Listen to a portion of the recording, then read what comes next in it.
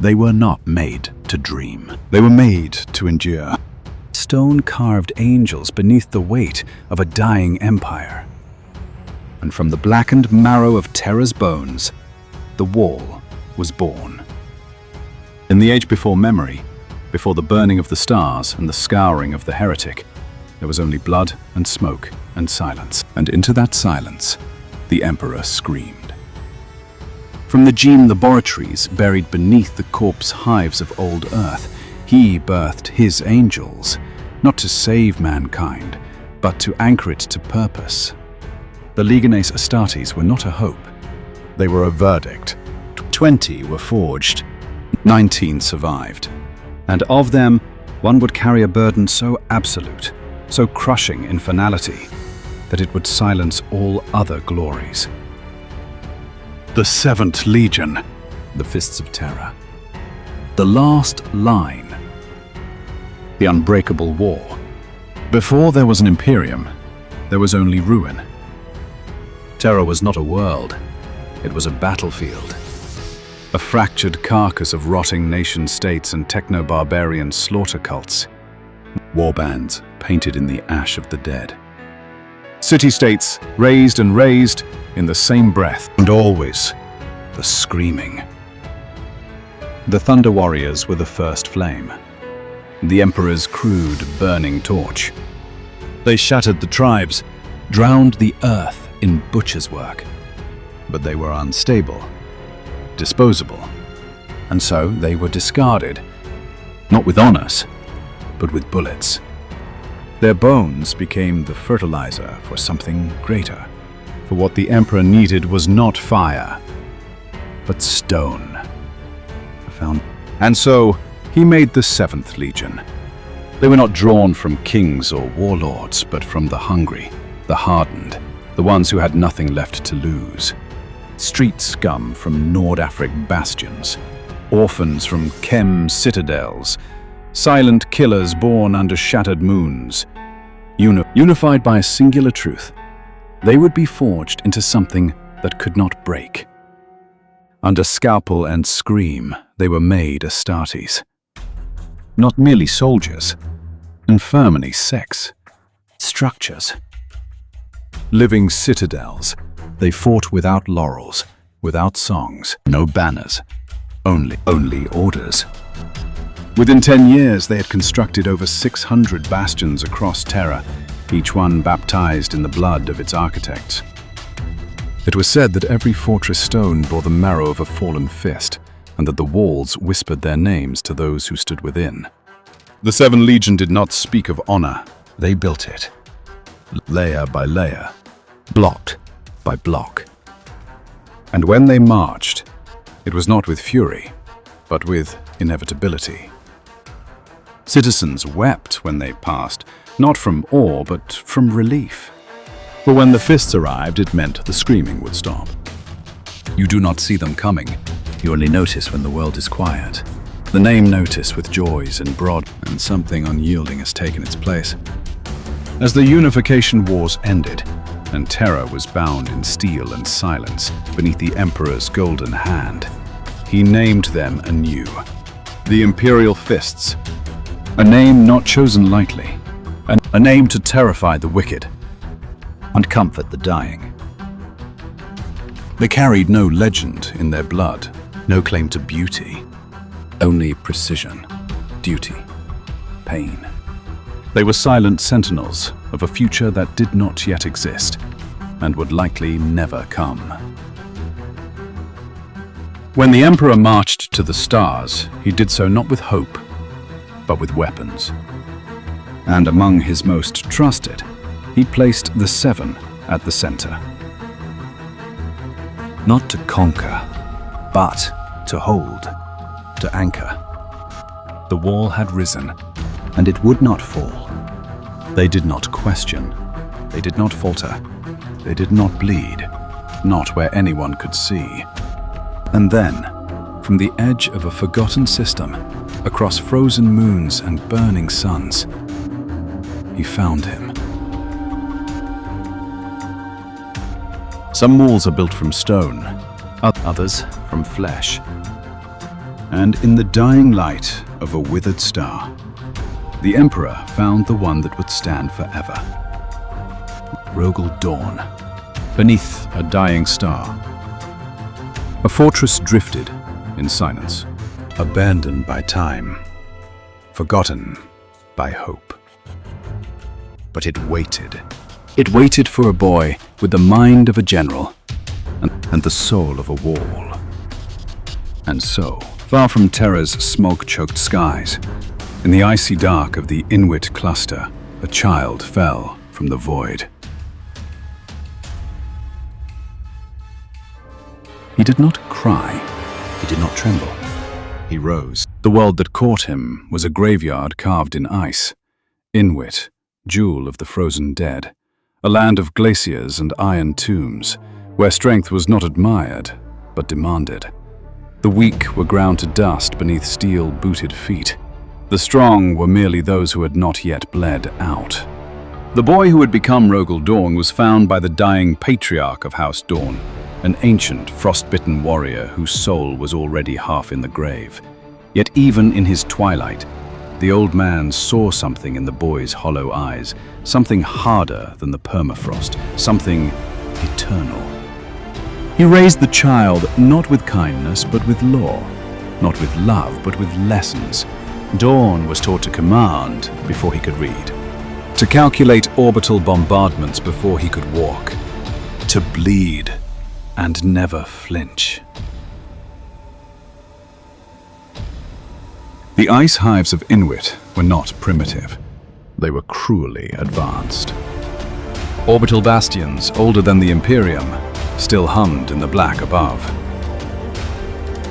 Void ships forged in forgotten ages still prowled their trade lanes, their hulls scarred by Xeno's wars and interclan slaughter. By the age of 12, Dorn was a tactician. By 20, a conqueror. And by the end of a Terran generation, he had united not just Inuit, but the entire cluster under a single sigil, his own. The Empire of Dorn rose from beneath the ice, clad in void shields and orbital guns. And on the prow of its resurgent flagship, the Phalanx, a silhouette of gold stood with eyes that had never blinked in fear. Dorn wore no crown. He needed none. His will was his authority. His silence, a sentence. He remembered the lessons of his grandfather, even after the old man froze to death during a planetary siege. A fur-edged robe was all that remained of the only soul Dorn ever called family. He never took it off. Even now it rests beside the tomb, where no body lies. Some empires rise by fire, others by faith. But only one rose by silence, and held by will alone. When the Emperor came, he expected a war. He brought fleets, regiments, all to claim another wayward Primarch. But Dorn did not resist. He welcomed his creator with empty hands and a gift. The Phalanx, a void fortress the size of a continent. A relic from the dark age of technology, its machine spirits long dead, until Dorn revived them with sheer discipline and mathematical intuition. The master of mankind beheld the void citadel and knew this son was not merely obedient. He was indispensable. Dorn spoke little during their first meeting. He did not kneel. He did not ask why he had been made. He only said, "I am yours. My empire is yours. My soul is the wall." The Emperor, for the first time in memory, smiled. He returned the Phalanx to Dorn, reforged as the mobile fortress monastery of the Seven Legion. And with it, he returned something greater, command. The sons of Terra's stone-hearted builders would be placed beneath Dorn's command. He was no longer the Emperor of Inuit. He was the Praetorian of Terra. Yar Syke Convarament, the rest is Searchers Hafata. Yar Same Wave. The Emperor had made many weapons, but this one, he would make his shield. And from that moment on, the walls of Inwit would no longer guard ice. They would guard mankind itself.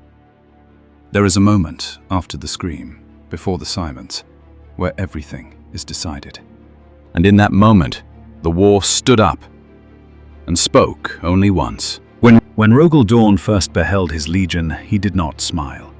He did not raise them in cheer or greet them as kin. He watched them in silence. For days, he walked among the 7 legion, those forged in the blood and basalt of terror, saying nothing, measuring them, testing them, waiting to see if their souls cracked under his gaze. They did not.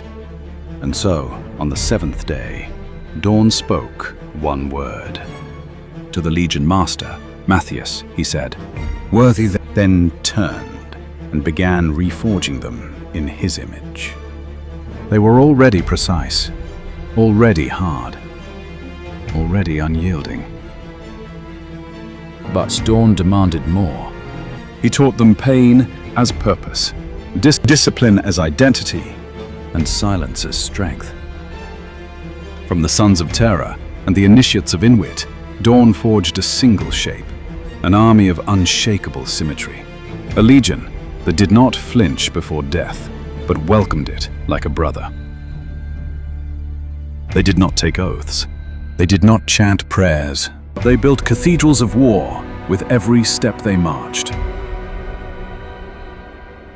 For 16 solar decades, Dorn shaped the 7 into something pure. He demanded perfection, and where it did not exist, he cut it out. Every captain learned the pain glove. Every recruit learned to build before he learned to kill. For to destroy was easy. To endure was holy. And across the galaxy, the name of the Imperial Fists became a whisper on dying lips. They did not leave ruins behind. They left fortresses, citadels of golden stone and gunmetal fury, rising from the bones of conquered worlds. The Ultramarines honored them. The Lunar Wolves respected them. Even the Night Lords, creatures of nightmare, spoke their name in contemptuous awe. For no one broke the fists, not without paying dearly for it. They were not loved, they were not admired. But when the walls fell, they were remembered. Horus Lupercal himself once said, "If I laid siege to a bastion held by you, brother, the war would never end." The best in attack, matched by the best in defense. And so it was. Dorn, stern, distant, absolute, became a keystone of the Great Crusade. He did not chase glory. He built the path others walked. While his brothers sought legends, Dorn built permanence. He made sure the Imperium would last longer than the men who made it. But even in brotherhood, cracks formed. The Iron Hands admired him, the Ultramarines allied with him. But others saw only arrogance. Ferrus Manus marched with him once through the blackened halls of a dead empire, and the horror of the campaign nearly shattered both legions. Where Dorn saw a necessary purge, Ferrus saw a funeral. They did not speak again. And Perturabo... there it was. The one thing Dorn had never intended to build. When the Emperor commanded the Imperial Fists to raise the defenses of the Imperial Palace, the last redoubt of humanity, he gave the honor to Dorn. And Perturabo, master of siegecraft, was passed over. The Iron Warriors never forgave this. Not in body, not in soul.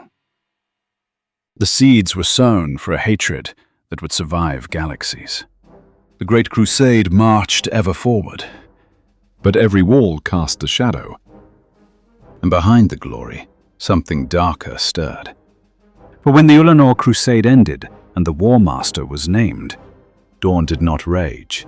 He did not protest. He knelt. But the storm was already coming. And it would not break against the wall. The wall would break it. He believed in unity.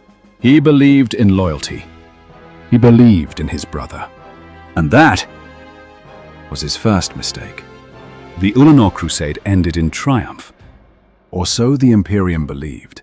The Greenskin Empire was shattered, and the stars were momentarily silenced.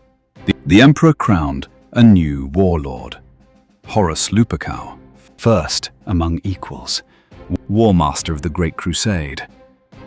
Some Primarchs chafed. Some seethed behind veils of courtesy and forced cheer. But Dorn bowed. A hound without word, without hesitation.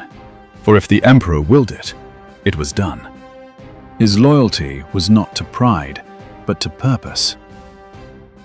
Dorn became Horus's shadow, not in the way of adulation, but as a counterweight. Where Horus was fire, Dorn was stone. Where Horus inspired, Dorn ensured. And for a time the Imperium stood in balance. But the Emperor had already turned away. Returned to Terra, he vanished into the depths of the Imperial Palace, entrusting the future to his sons. And in his absence, the galaxy turned. The Fists were recalled to Terra, not in disgrace, but in elevation. To guard the throne world, to stand sentinel over the soul of mankind while its god walked alone beneath the crust of his empire, chasing secrets of the webway. Dorn obeyed. You always obeyed. But far from the light of Sol, Horus began to change. It began with whispers, then screams. On a ship called the Eisenstein, truth fled the traitor's blade. Captain Nathaniel Garrow, once of the Death Guard, turned renegade not to betray, but to warn. He fled through fire and demon, pursued by things no longer Astartes, to reach one man. You do not shatter a wall with words, but sometimes a whisper can leave a crack. When Garrow was dragged before Dorn aboard the Phalanx, the captain spoke the unthinkable. Horus had turned. The War Master had betrayed the Emperor. The dream of unity was dead. Dorn did not speak. He did not move. Then he broke. The fury of the Praetorian of Terra was not thunder, it was an axe. Swift, unrelenting, absolute. He nearly killed Garrow where he stood. But before the executioner's hand could fall, a voice intervened. A remembrancer, a mortal. Mercedes Oliton. She showed Dorn the truth. Images of slaughter, of loyalists burned alive, of the War Master's butchery on Istvan III. Dorn stared into the hololith. Ferd say, and something behind his eyes died. He turned away silent, then barked a single order. War. The phalanx burned across the void, racing toward Terra. A third of the 7th Legion was dispatched to the Istvan system, hoping to catch the traitors before the rot spread. It was too late. They were already waiting. The Retribution fleet, meant to scour the corruption, was devoured. Every ship, every warrior, gone. The trap had been sprung, and the galaxy bled. Back in the Sol system, new horror erupted. Mars, the forge heart of mankind, tore itself apart. Skitarii fought Skitarii. Titans clashed with their kin. The red planet burned. Half of the Martian priesthood had turned to chaos. The gods of ruin had played their hand, and now Dorn understood. This was no rebellion. This was extermination. And if Terra was to stand, it would have to be buried in walls thicker than history itself.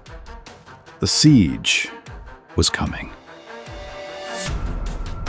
When the enemy comes for your soul, you do not meet them in open ground. You bury yourself in stone. You wait, and when they strike, you make them bleed for every inch. This is how the Imperial Fists prepare for war. The sky over Terra dimmed long before the traitors arrived. The warp churned, communications went dark, whole subsectors vanished into silence. And Rogal Dorn, now Lord Castellan of the Imperium, did what he was born to do. He built. But it was not he alone. It was the Seven Legion, returned to the throne world not as warriors, but as architects of survival. Where once their glory had been quiet, whispers of citadels on distant worlds, now the galaxy watched them turn the heart of mankind into a fortress. The fortress. The Imperial Palace was torn apart layer by layer, every golden dome razed, every marble relief shattered, every symbol of splendor ripped from its foundations. In their place, gun towers, ferrocrete, kill zones, and blackened battlements. Statues of saints were melted into ammunition, gardens became trenchworks, cathedrals became bunkers. Terror wept, the Fists did not. The Seven Legions split into operational strata. Each captain commanded orbital zones, walls or subterranean networks. They laid kill fields across Luna, mined the Martian orbital belt, rewired the defense grid of the Sol system to respond automatically to traitor signatures. Even the Mechanicum remnants bowed to their grim genius. It wasn't artistry. It was inevitability. Other legions inspired awe. The Fists inspired fear in their enemies and in the Imperium itself. On the Phalanx, the last fortress station in Imperial hands, the Sons of Dawn trained like condemned men. No oaths, no war cries, only simulations and pain. Each fist rotated through the pain glove, a device that shattered the soul and rebuilt it in silence. Each fist carved a bone scrimshaw in the names of their fallen, etching every flaw, every failure. Because they would not allow themselves to forget. The Templar Brethren, the Legion's elite, descended from those who once guarded the Temple of Oaths, prepared for void-boarding actions. Clad in archaeotech warplate, they drilled close combat kills by the thousands. Not for glory, but because they knew the enemy would come in waves, and someone had to be the last wall. The Phalanx warders stood vigil aboard the fortress ship itself. These were not just warriors, they were thresholds. They did not decorate their armor. They bore no trophies, only shields, only purpose. Their motto was not spoken. It was felt. We do not retreat. We do not surrender. We do not fail. In the underlevels of the palace, the Huskars reappeared. Veterans from long disbanded honor guards reinstated to coordinate planetary defense. They weren't just warriors. They were bastion masters, able to rally Imperial Guard regiments and Void crews alike with a single, brutal word. Hold! Each Huskar bore the memory of the Solar War branded into his flesh. Each remembered what happened when the walls broke. They would not let it happen again. The inner palace would be defended by the Emperor's Chosen, the Custodes and the Sisters of Silence. But everything else, the Void, the outer walls, the ground between the stars and the Golden Throne, that belonged to the Fists. And it was not just terror. The Seven Legion transformed the entire Sol system into a layered fortress of misery. Kill satellites, orbital defense rings, void-shielded citadels buried beneath Mercury's crust. Even gas giants were wired with auto-sentinel mines. No approach would go uncontested. No system would fall quietly. And at the heart of it all stood Dawn's shield, the central command node, built in place of a once magnificent monument to peace. Now, there was only stone and fury. The 7th Legion numbered fewer than before. Their retribution fleet was gone. Their strength had been bled in silence. But what remained? What remained was fire set in stone. Each company bore the title of a broken promise. The Sentinels of Terror, who would not retreat even as the walls cracked. The Scions of Redemption, who bore the shame of past failures like a brand. The Heralds of Truth, who carried the words of Dorn like scripture across the battlements. They knew they could not stop the traitors forever, but they would slow them. They would bleed them. They would carve time from their own bones if they had to, because terror could not fall. And they were the Wall. Wars do not begin with guns. They begin with passwords that suddenly work. Doors that should be locked, opening. The Hydra did not arrive at Sol. It awoke inside it. The first blows of the Solar War were not salvos, but substitutions. Command codes replaced. Watch rosters altered. A junior Auspex officer promoted quietly above his station, and then, just as quietly, disappeared. On Luna, a maintenance crew cycled a vent that was never meant to be cycled. On Terra, a Vox node in the old 100 district relayed nothing for 3 minutes, and in those 3 minutes 1,000 kill orders propagated like a plague. On the Phobos yards, entire platoons reported to muster under a banner that did not exist. The Alpha Legion had not infiltrated the Sol system. It had grown there. The 7th Legion did not panic. Panic is a luxury for those who can afford to lose. The Imperial Fists cannot. They did what they always do. They tightened. The Fists' counter-infiltration cadres, the Vigilators, went to work. No banners, no laurels. Only lists. Names were checked against scars. Memories were tested against things that never happened. Blood was compared to yesterday's blood, because sometimes blood lies. Every captain spun up redundancies Dorn had demanded years ago, and which the Legion had made doctrine. Triple-keyed authorizations, rotating command silos, firewalled bastions able to operate autarky for months. No single voice could open a gate. No single death could close one. The Phalanx Warders, grim guardians of the fortress ship, purged compartments in silence, section by section, deck by deck. No warnings. No chances. By the time the first traitor fleet probed the edge of the system, the 7 had already fought a dozen invisible wars and left 100 Hydra heads nailed to the inside of airlocks, where only warders would ever see them. The enemy's plan was elegant. Break the rings, blind the Auspex, open the doors. The Fist's answer was simpler. Close every door, even if you have to weld it shut with your own bones. The Sol Ring became a bruise of fortresses and firing arcs. Tritonian forts bled void fire into the dark. Saturn's docks, still scarred from schism, coughed Titans into readiness and drowned them in fuel. Mercury's crust hummed. Beneath it, citadels woke like slumbering beasts. Across it all, the 7th Legion moved like a single organism. No wasted breath, no wasted bullet. Ascals took command of Void Crew brigades and militia flotillas, turning panic into procedure with a single word: hold. Templar brethren drilled boarding routines until their knuckles split beneath their gauntlets and their hearts beat in the rhythm of breach, clear, advance. Breacher cohorts fitted siege shields to their forearms and treated the airless dark like a corridor in a palace they had built. Sigismund, first captain and high marshal of the Templar Brethren, was a blade that did not waver. Fafnir Ran, master of warders, was a door that did not open. Between them, the Legion learned how to kill ships from the inside out. And still, the Hydra smiled. On the 6th rotation of the outer sentry line, a fleet translocated on no vector any chart recognized. Alpha Legion strike elements arrived everywhere and nowhere, their colors wrong, their voxhails perfect. Friendly ships blinked green across the hololith until they weren't. Boarding torpedoes punctured hulls that had invited them in.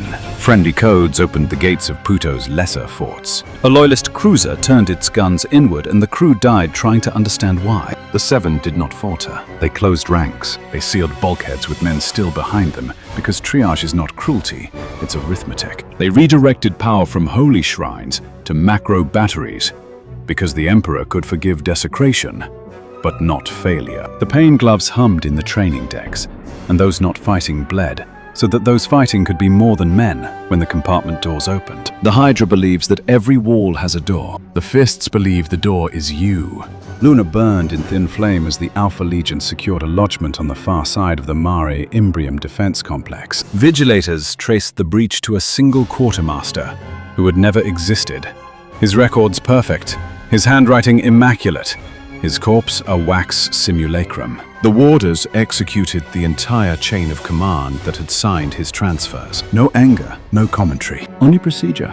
At the Saturnine Yards, the Alpha Legion did what it does best: become someone else. They were tech adepts with perfect rights. They were bond serfs with perfect debts.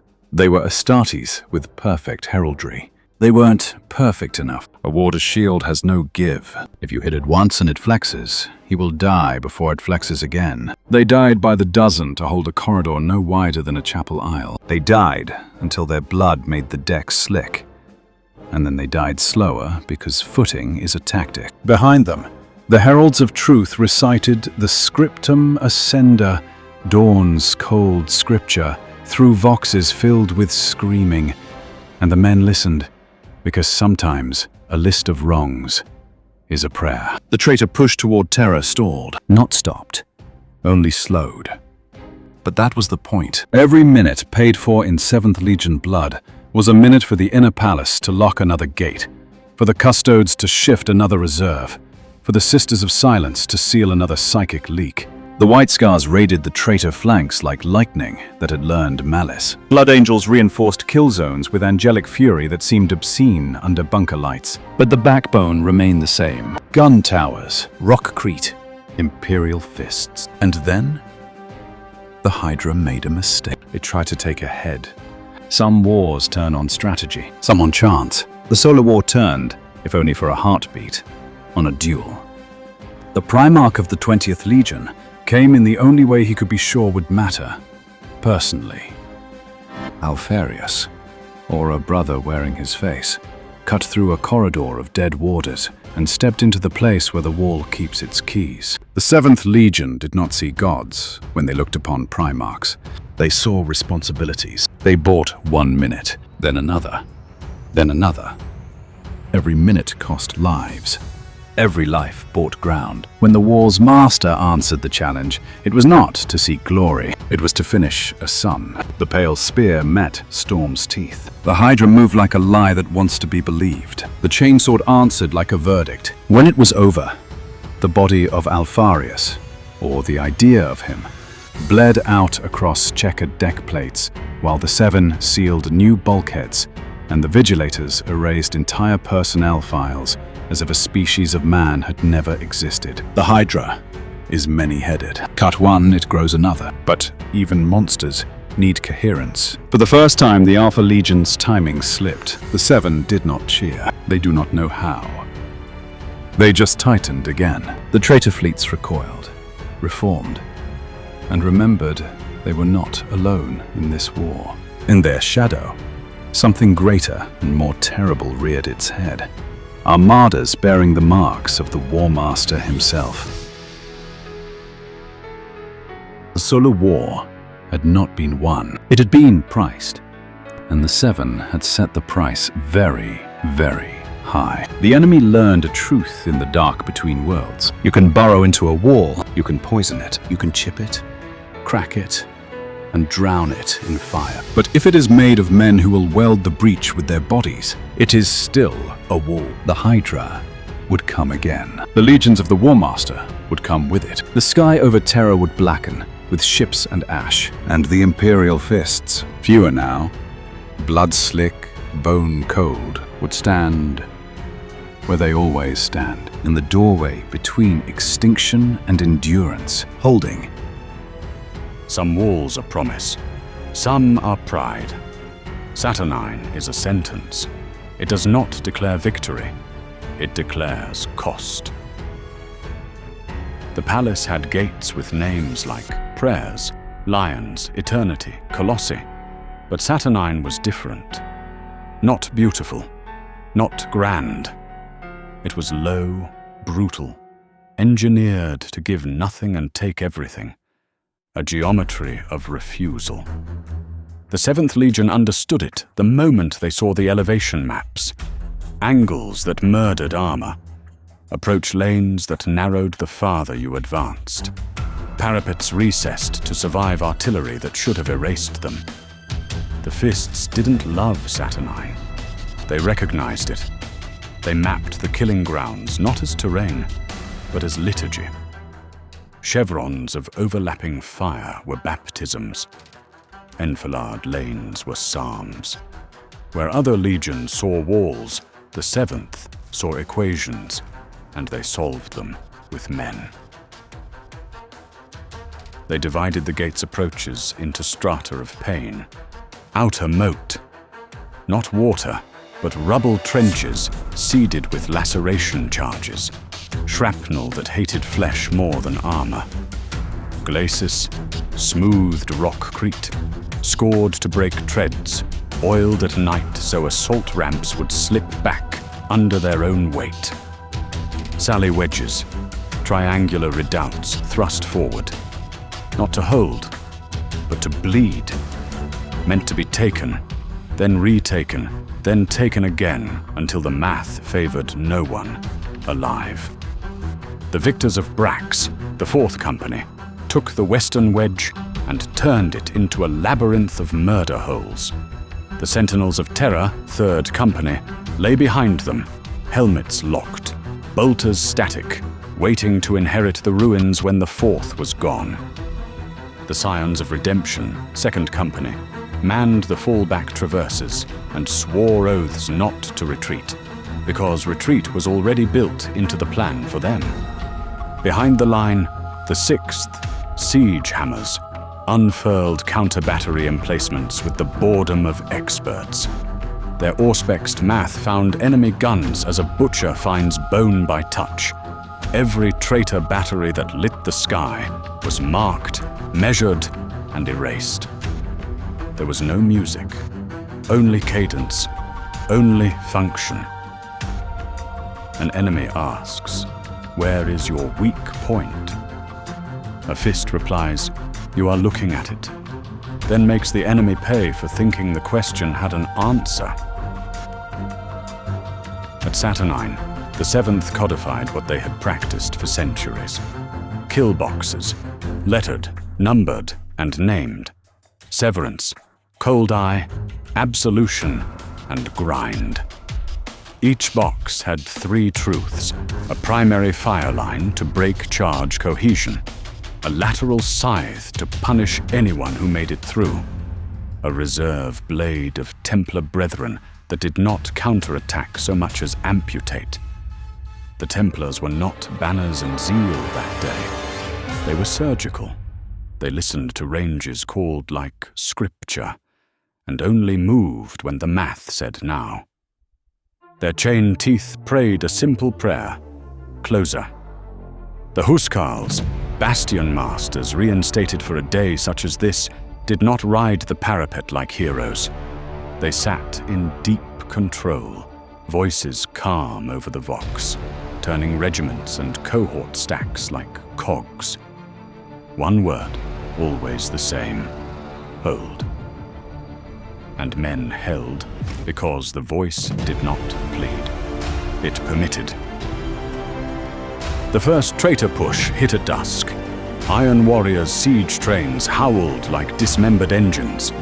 Sons of Horus shock cadres came behind them like a shadow that had learned to bite. World Eaters found the angles no sane man takes and charged them laughing. Death Guard saturated every low spot with something that smelled like hot rust and old, wet bread. None of it mattered to the wall. The outer wedge was taken exactly 3 times by schedule. Each time, the fists fell back along pre-scored demolition lanes. Each time, they pulled pins in pillars that looked like saints and buried the victors in powdered stone. The Sentinels of Terror then advanced without shouting, without glare, just boots, just bolter lines, reclaiming what the 4th had spent. No rivalry, no romance. A relay race where the baton was a corpse. Breach alarm sounded at Sallygate Theta 9, a service portal barely large enough for 2 men abreast. Alpha Legionnaires, perfect in stolen heraldry, Vox keys, flawless, pressed through until they met shields that did not move. Phalanx warders on Terra are the same as in Void. Thresholds given shape. They do not pursue. They do not advance. They do not lose. 20 warders died holding a door that led nowhere worth saving. They died standing, weapons low, shields high. When the last fell, he didn't fall. He leaned, and the door stayed closed for 1 more minute. Someone else made that minute into a victory. The warders did not ask who. Saturnine minted saints, not of mercy, of function. When a fist survives what should have killed him, he often receives a wall name, less a title than a verdict. They are speaking parts carved into the chapter's stone. At Saturnine, names grew like teeth. Slaughter, a bolter sergeant who emptied 3 drums one-handed after a Mortarion-born gas turned his lungs to paper. Killshot, a Lascanon gunner who took 12 seconds between every shot because that was how long his weapon needed to cool if it was to kill every time. Cold Eye, a Vox officer who called ranges while a shard of glass sang in her throat so the Templars would not miss their one perfect charge. Severance, a breacher who cut the fuse line to a trapped corridor with his own teeth because he had lost both hands 6 hours earlier and had not found a reason to stop fighting. The 7th does not host feasts for such men. They file their names where names go, and then they go back to work. Night at Saturnine was not dark. Warp glow laundered the sky in corpse colors. Artillery turned the atmosphere into a second sun. Demon things scuttled along the underside of reality and spat at the wall like cats confused by glass. The fists switched to blind fighting. Range markers embedded in the glacis pulsed for infravis. Auto turrets hummed in lattice, each trusting a neighbor it had never met. The heralds of truth recited lines from the scriptum ascenda, Dorn's stone scripture, through their teeth, not because they believed words could stop shells, but because rhythm turns fear into timing. When a breach finally came, because breaches always come, it was at an angle only the enemy's hatred could have found. Rams bit. Demolisher guns licked at the parapet. Wall stones split like knuckles. The first shapes into the hole were not traitor Astartes. They were the dead, ours, pushed by the traitors to clog the fire lines. Behind them came men in the War Master's green, and behind them came red-eyed monsters in brass that loved nothing and remembered nothing. The fists didn't pray. They poured. A countercharge is not a reaction. It is a plan blooming. Templars went first, not with fury, but with footwork. Breacher cohorts followed, shields forward, pistols dark until the exact breath when they would not miss. Behind them, a reserve of reserve, a thing no other legion would waste men on, moved not to save ground, but to save angles. Angles win sieges. Men merely win minutes. The breach closed at the edge of exhaustion and ordnance. Those who remained scraped traitor banners out of the blood with their knives because banners impede drainage. The wall holds. The wall eats. Between assaults, the 7th cleaned. Blood gutters were unclogged. Munitions tallied with chalk because cogitators can lie. Bones were scrimshawed, not for comfort, but to keep hands busy so brains wouldn't break. Pain gloves hummed in dark chapels as penitents entered not for forgiveness, but for calibration. When a novice asked an old sergeant if the gloves were necessary on a night like that, the sergeant said, "Son, the enemy will do worse. We get there first." By the 3rd day, the enemy had learned the gate's shape. They stopped wasting elites on the glacis and began battering the flanks, believing they could peel Saturnine like a fruit. The 7th had planned for that before they built it. Reverse slope trenches, invisible from the field, filled with grenadiers who had memorized distances to the handspan. Casemate guns with lines bored 6 degrees off the obvious because the obvious is how you lose. Countermines that detonated not when stepped on, but when ignored, because the Legion knew exactly how the Iron Warriors thought. A Night Lord's talon crept along the blind side in decay-colored cloaks, hearsed with trophies. They found a maintenance hatch. They opened it. The hatch led to a shaft with a ladder that didn't end. At the bottom of that shaft was nothing, just a firing slit and a warder with a single magazine who had been waiting all night. He did not speak. He ended things. Toward dawn, the traitors brought engines, Babel-tongued walkers, demon-possessed, escorted by armored columns with suns in their bellies. The glacis boiled to glass. The parapet glowed. The siege hammers replied with the cold economy of men who know where the bone is. They stopped shooting at the monsters. They shot at the ground beneath them.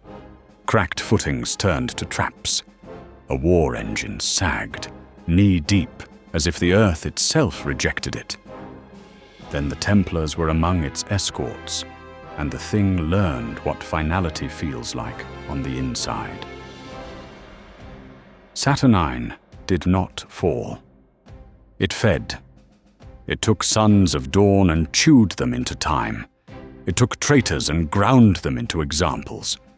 And still, both sides returned with whatever was left of them. Because gates are not ends. They are appetites.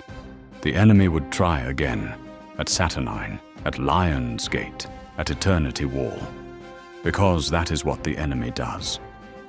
And the Imperial Fists? They would stand on stone that remembers, with bones that do not forget, and with names that are not names but duties. The outer walls bled, but they did not break. The palace had learned to breathe in rubble, and somewhere far above, in a sky that hated hope, the War Master turned his gaze to other doors.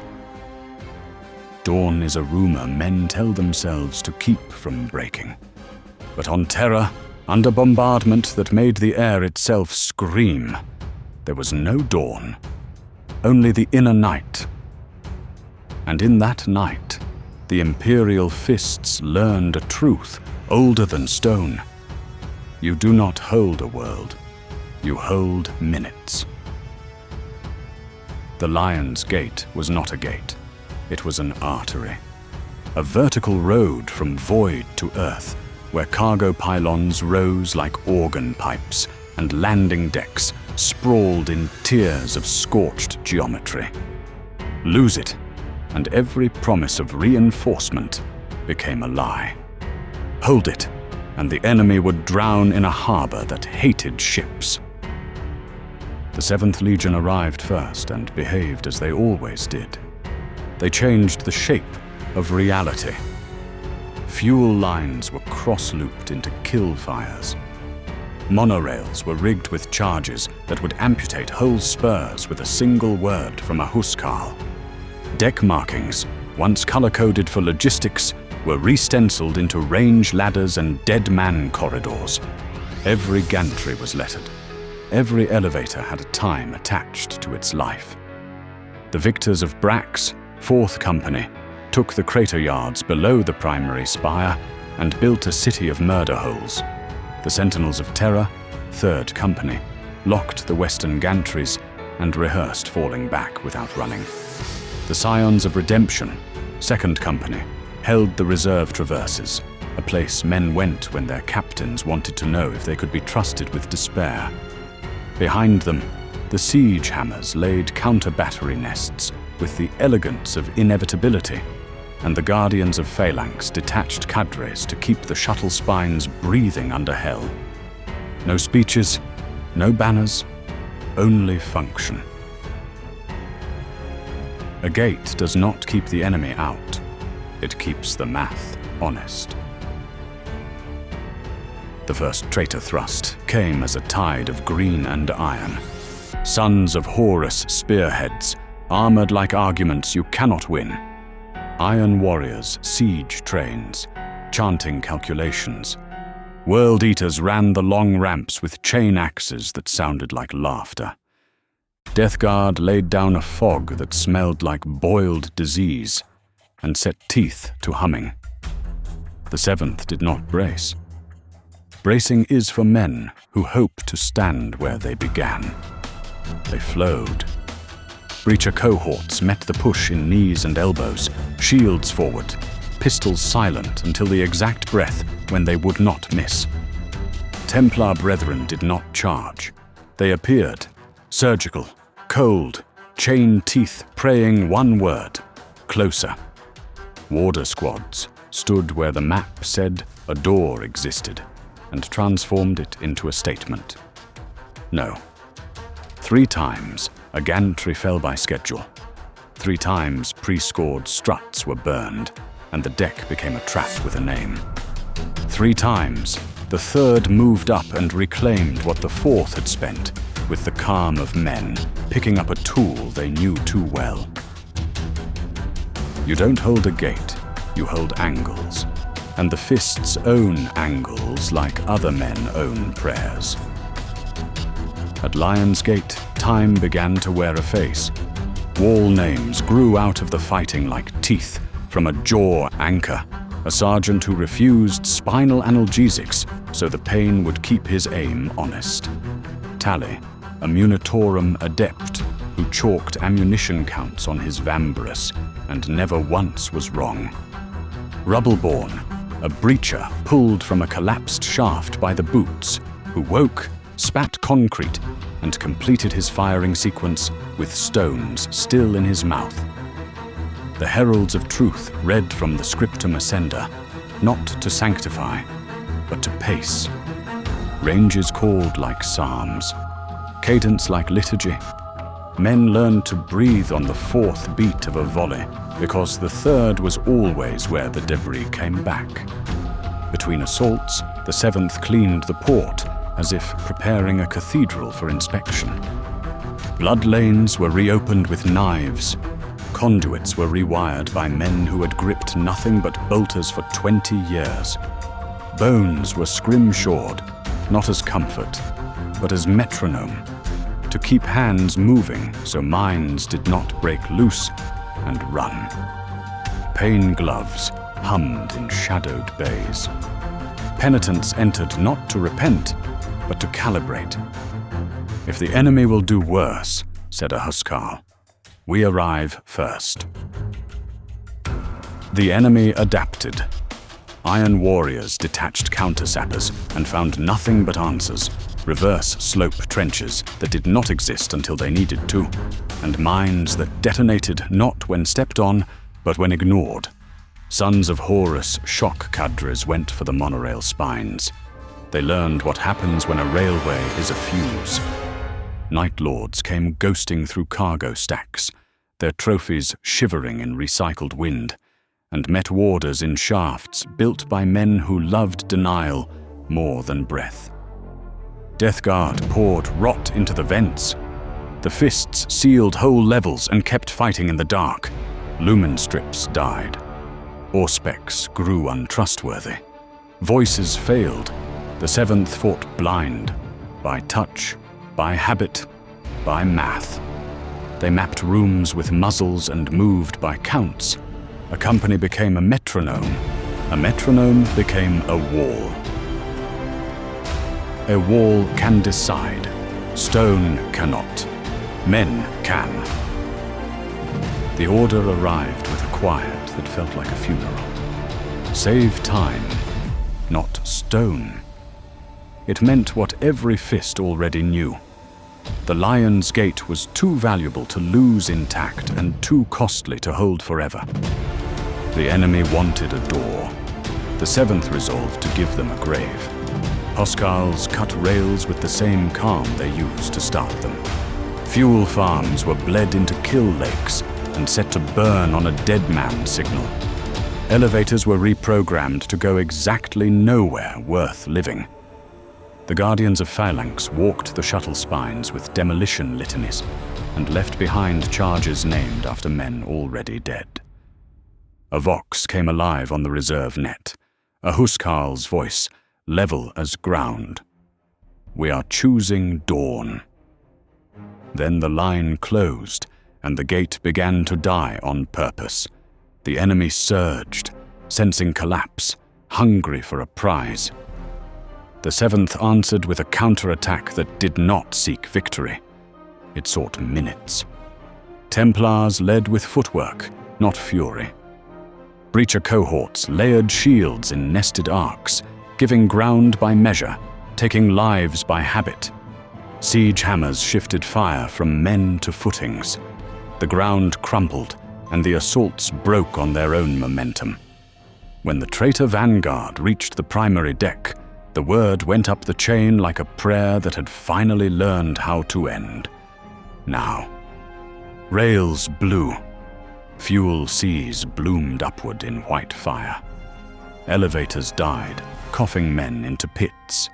Gantry spines tore themselves loose and fell like dead branches into the abyss. The Lion's Gate did not fall. It withdrew into ruin. A gate can be surrendered. A wall cannot. The Eternity Wall waited inland. Stone upon stone, tier upon tier, an old geometry made cruel by revision. Here, the Imperial Fists did not build a new thing. They taught an ancient thing new hate. The Custodes owned the inner sanctum, faces like verdicts carved in gold. The Sisters of Silence sealed psychic fractures with throats that refused air and eyes that refused mercy. But it was the 7th who governed the approaches.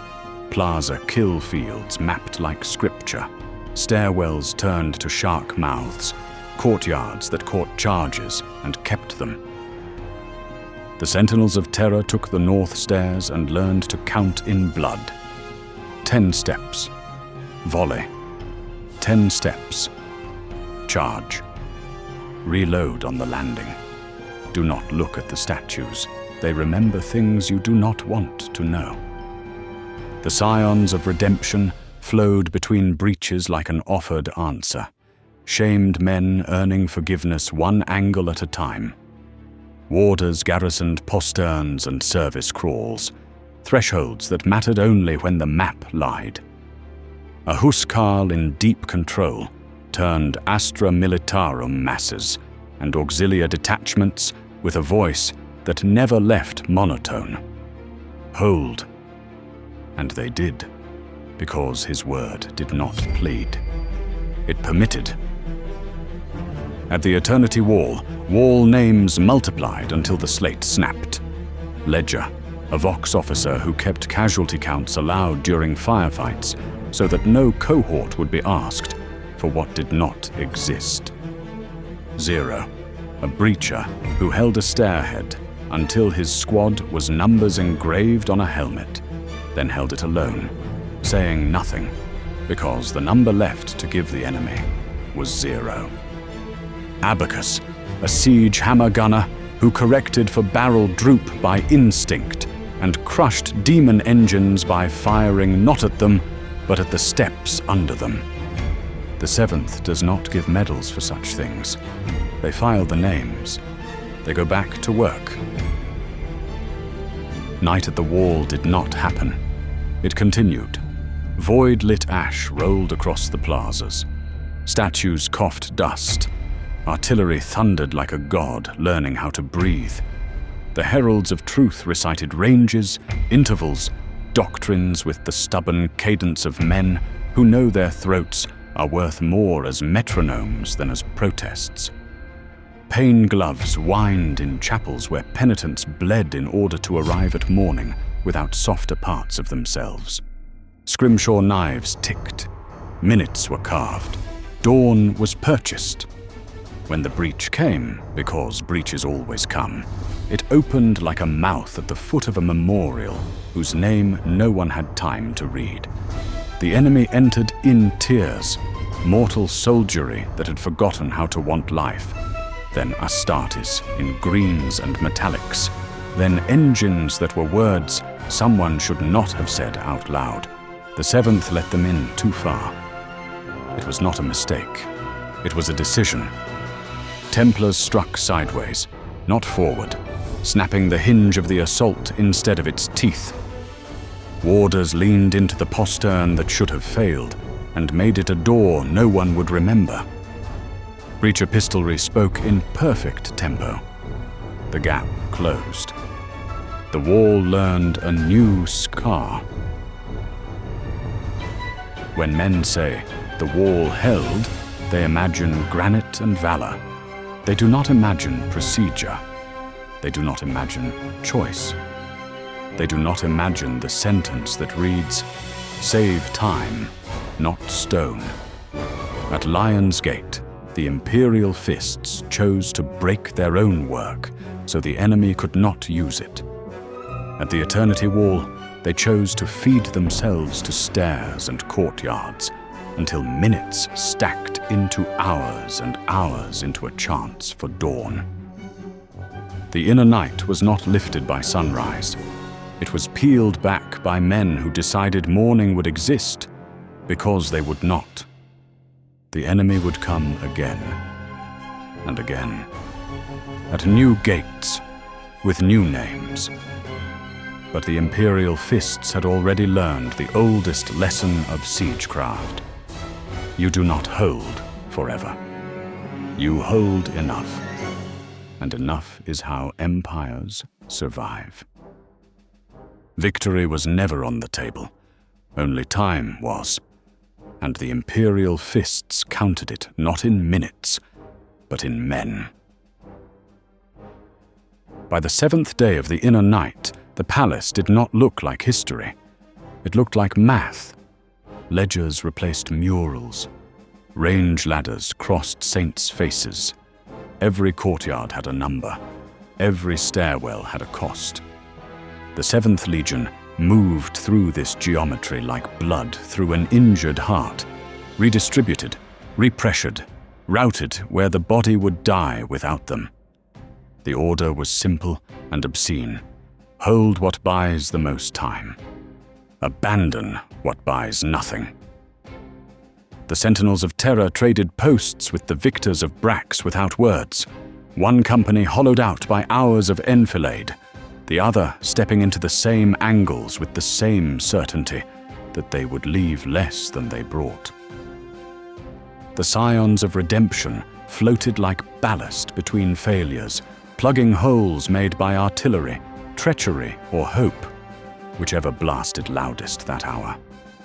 The siege hammers spoke a language of arcs and parabolas, rolling counter-battery into the teeth of guns that had learned to live without barrels.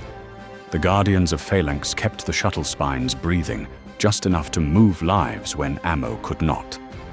The Huskarls, voices tunneled deep into command stone, continued their one-word litany across the net.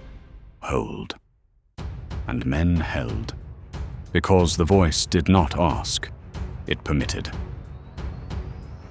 A wall is not a promise to survive. It is permission to sacrifice correctly. On the outer approaches, the enemy learned the palace could choose its corpse. At the Lion's Gate, the 7th had already made stone into trap and time into currency. At Saturnine, they taught the same lesson at a lower octave. We will spend ourselves before we spend a minute we can sell. Breach alarms chimed until they lost meaning. Warders became the definition of door wherever a map lied. They died standing often enough that the death looked like a new kind of brace. Templars carved sideways through assaults to break hinges instead of teeth. Breacher cohorts nested shields like numbers in a column. Carry the 1, kill the 10. Between pushes, the chapter performed its domestic heresies. Blood gutters cleared. range markers re-stenciled by hands that shook only after.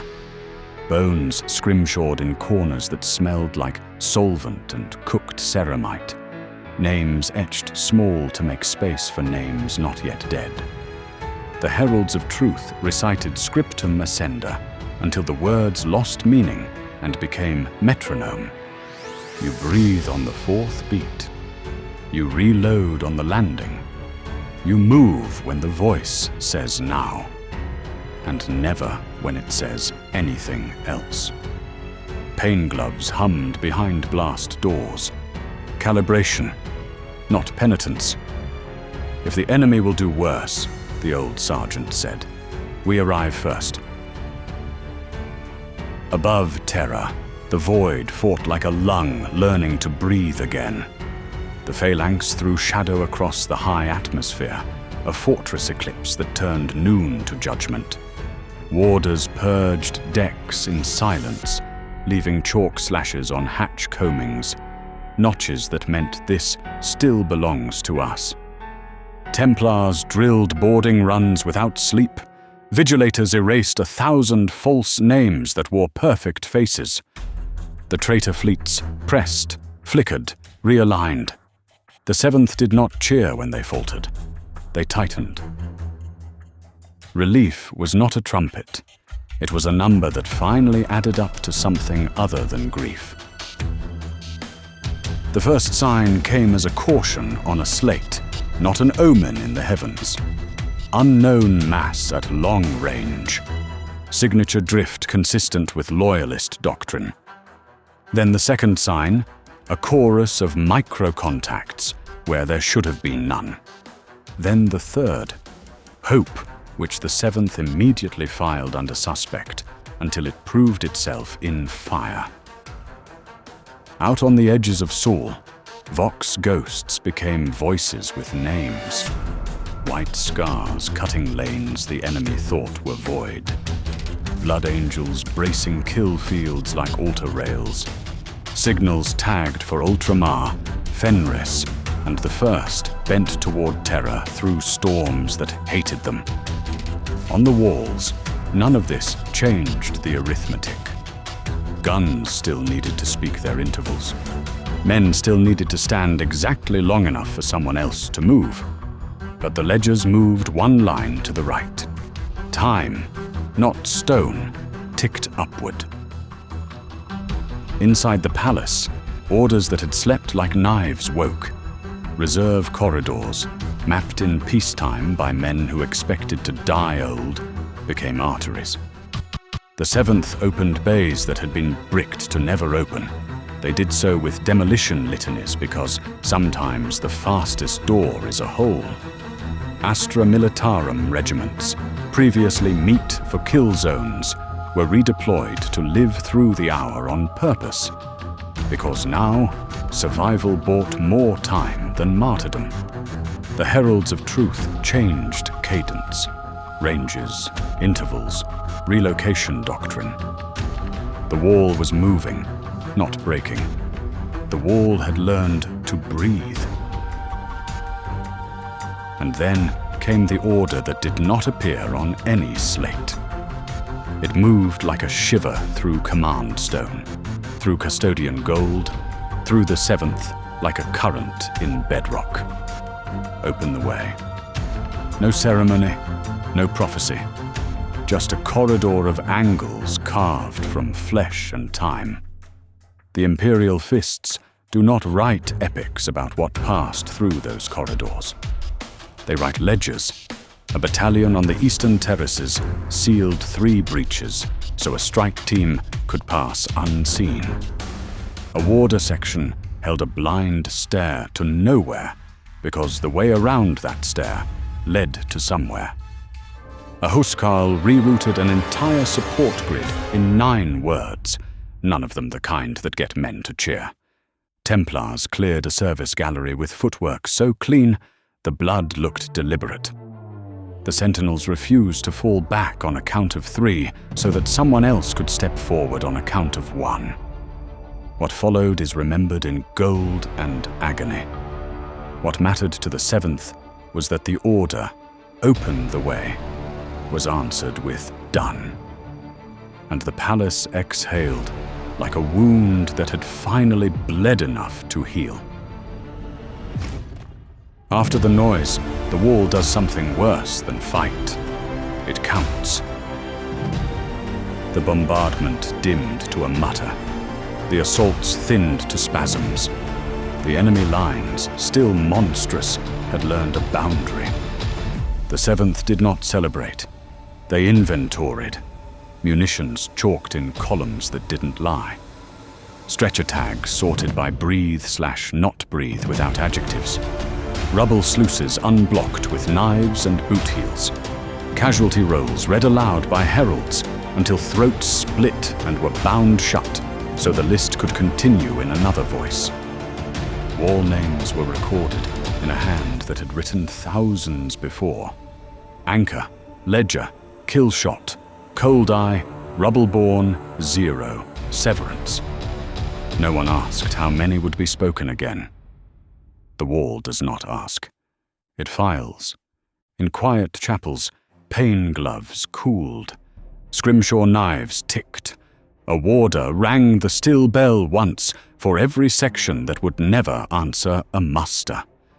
The 7th tallied what remained and what did not, and found the same answer they always find: enough. The siege did not end because the wall was stronger than the world. It ended because men decided the world would continue, whatever that cost them. The Imperial Fists did not win. They bought. They paid the asking price, then paid again, until time itself ran out of ways to be taken. What came after would not be mercy. It would be the bill, the iron cage, the breaking of the legion into chapters, the long arithmetic of a duty that refuses to die. The wall learned to stand in ruin. Now it would learn to stand alone. Walls don't mourn, they settle the bill.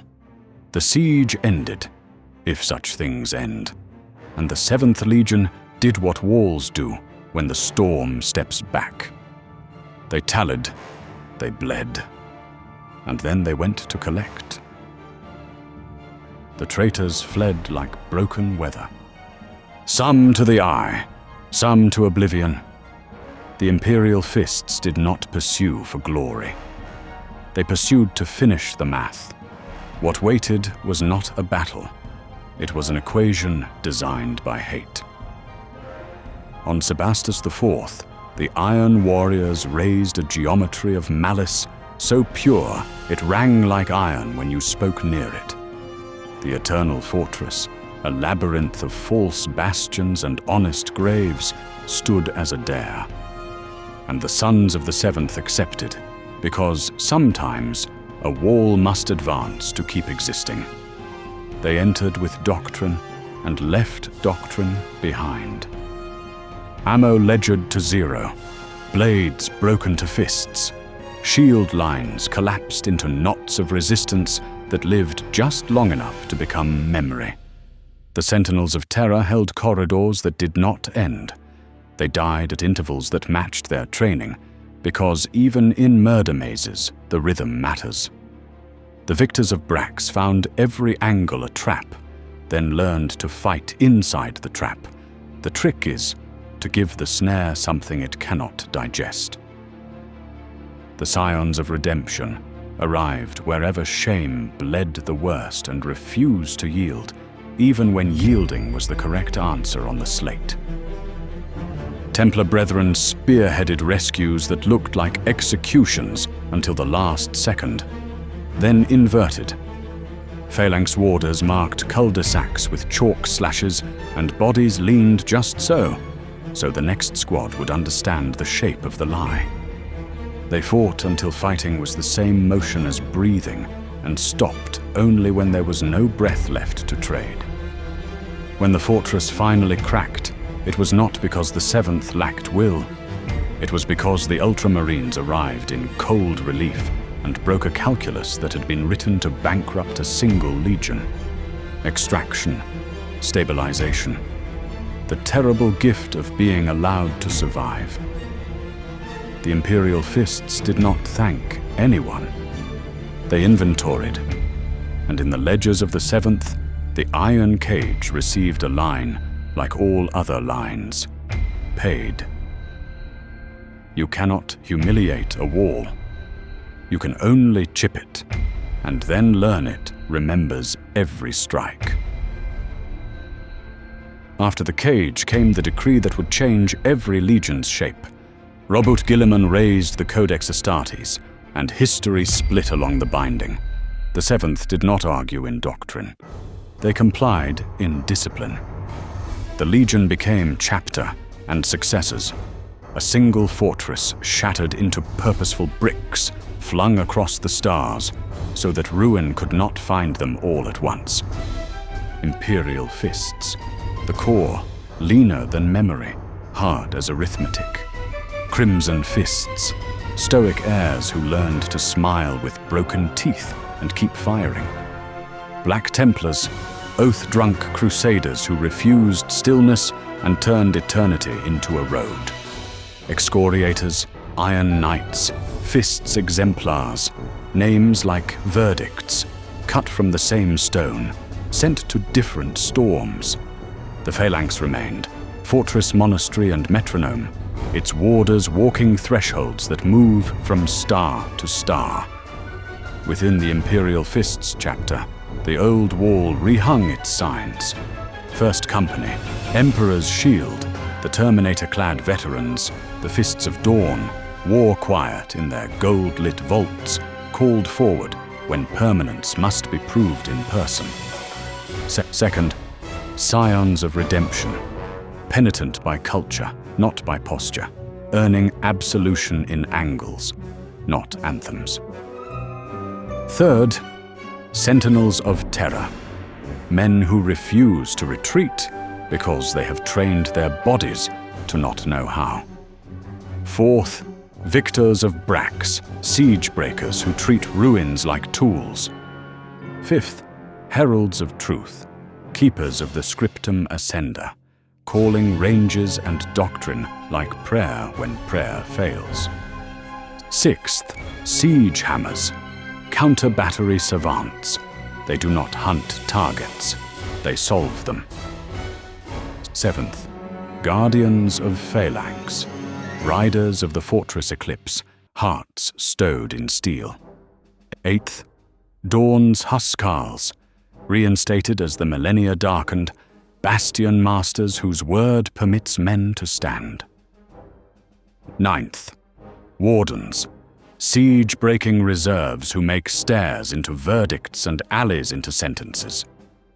10th, Eyes of Dawn, the scouts who measure worlds so the wall will not be surprised by their shape. Company badges change, the duty does not. Save time, not stone. Hold angles, not ground. Spend blood correctly. This is how the 7th survived dismemberment, without forgetting what they were. Became a pilgrimage of function. The chapter's throne world legacy meant terror always had sons to offer. So did the warrens of Necromunda, where children learned the weight of cover before they learned prayer. Elsewhere, fortress chapels studded the void, outposts manned by veterans too wounded to run, but too stubborn to stop holding.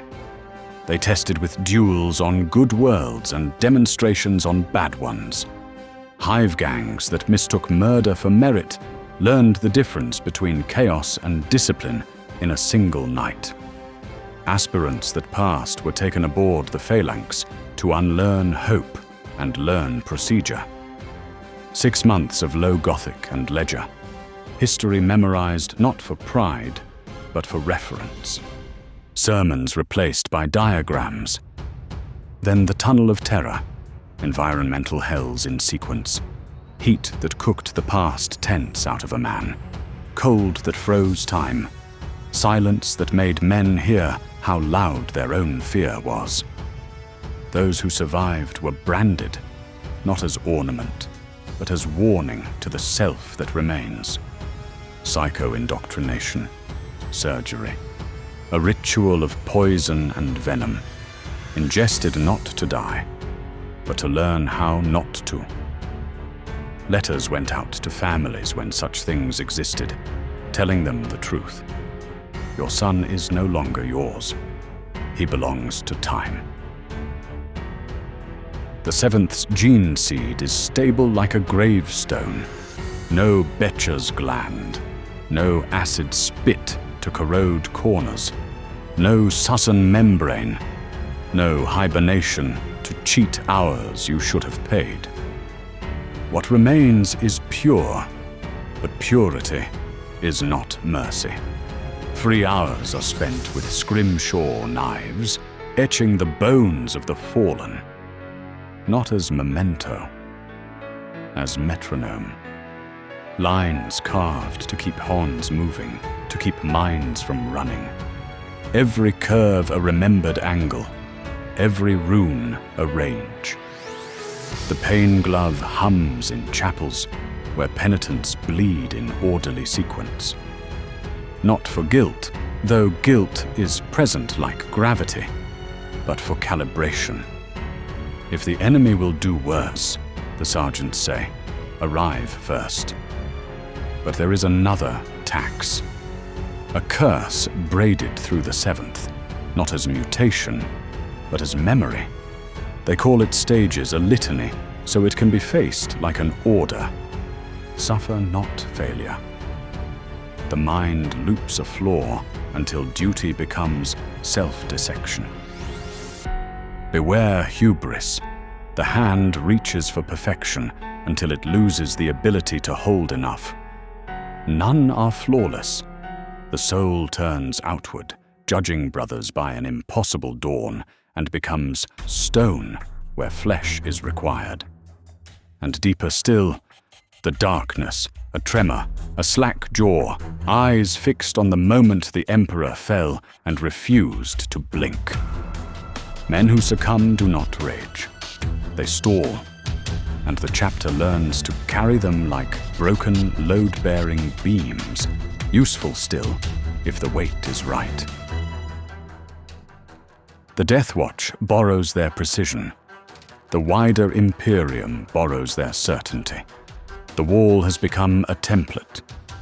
In the shadow of the pillar of bone, relic fragment of a monastery, ground away at the siege, and beneath the column of glory, a crystalline ledger filled with names that will never be pronounced correctly. The Imperial Fists remember without romance. They do not promise victory. They promise procedure. Where others bring miracles, they bring angels. Where others seek triumphs, they seek survivals, stacked until they resemble a future. Empires are not saved by perfect days. They are saved by enough minutes bought by men who knew how to spend themselves. Enough walls learned from bone and corrected with blood. Enough doctrine to make despair into timing. The seventh does not call themselves heroes. They are fixtures. They keep the roof from falling, while others decide if the house deserves to stand. If the last war comes, and it will, by another name and at another gate, the Imperial Fists will not arrive with trumpets. They will arrive with slates and chalk and stubborn hands that know where to set a brace. They were not made to dream. They were made to endure. And so long as a single son of the seventh stands in an angle that matters, no enemy of the Emperor will pass whole. The wall remains, and where it stands, empires survive. Thus the record is sealed, another fragment of the 41st millennium laid bare. You have walked with the grimdark storyteller. Subscribe, like, and let your words be etched below, for there are always more grim tales to tell.